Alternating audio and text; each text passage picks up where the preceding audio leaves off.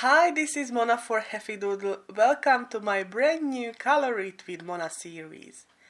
Today I am going to show you how I colored and created this portrait style tunnel Shadowbox card, which folds perfectly to fit an A2 envelope.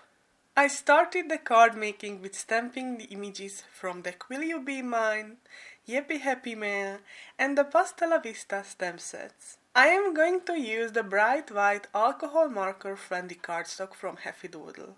For the stamping, I am using a dark brown alcohol marker friendly ink pad called Leather. Because this will be a fall hedgehog card, I need to stamp the leaves more times. And I am planning to add more small images as well. I know, I stamped a lot, but I will need all of them to decorate the tunnel Shadowbox card. When the stamping was done, after a quick heat set, I started the coloring with Spectrum Noir Illustrator markers. To save a little time, I will color one hedgehog image, because I will color the other ones the same way, and on this hugging one you can see both directions. I will always show the caps of the actually used colors on the left side, so you can follow easily which color I am using currently. If you don't own these colors, feel free to try it with different color combos. Just keep your eyes on the color values. When I am using a darker shade, use a darker one too. And when I am using a lighter, then use a lighter one as well. When I want to create a more contrasted colored image, I am always starting with my darkest color and finish with the lightest. And when I feel it's not enough contrasted, I just repeat the same process. If you like the used supplies, feel free to check them out. I put the links in the description box below. Now it's time to color the apples, the mails from Yappy Happy Mail stamp set and the stamped leaves from the Pastel Vista stamp set.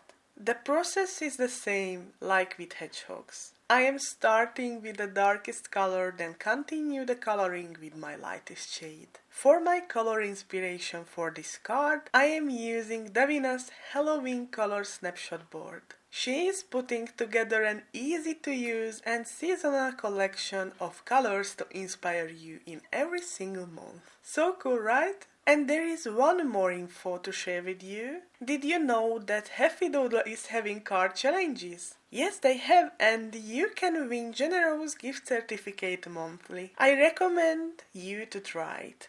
It's so much fun. For the details, I put the actual challenge link to my description box below.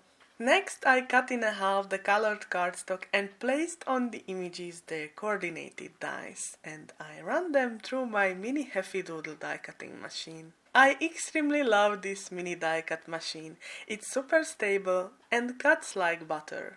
When the die cutting was done, I added white highlights to the colored images. As you can see, it helps a lot to add more contrast and dimension to the images. And now, because of the white details, my colored images pops out even more. Just one more detail with the craft knife on the hedgehog hands, because I want to put a letter to its hand.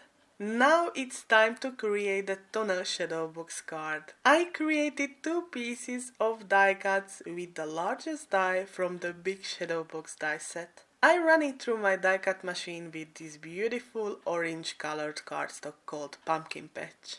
Because this Shadowbox die will have two more layers for the tunnel effect, I am going to create the inside panels with the help of this layer die, which is included in the big Shadowbox die set. I am just marking the scoring and cutting lines with a pencil on the same Pumpkin Patch cardstock. Next, I am scoring the marked lines on the scoring board so I can fold the flaps perfectly. When the folding was done, I cut the cardstock in half where I marked it earlier. Next, I continued with die cutting. On the front of my Shadowbox card, I want to have an oval window, so I picked a die from the ovally excited dies and I ran with the largest die cut through my die cut machine. Now I am just placing this die cut on the first inside panel. This will be my positioning guide for the next smaller window. I am placing on the cardstock a bit smaller oval die than the previous one, fixing it to the right place with masking tape and run it through my die cut machine. Now I am going to repeat the same process but with the next smaller die and run it through the die cut machine as well. Now I have the die cuts perfectly layered. Next I am going to add a little contrast to the card front and to the layers with a little ink blending. I am using the card pumpkin and abandoned coral mini distress ink with domed blending tool.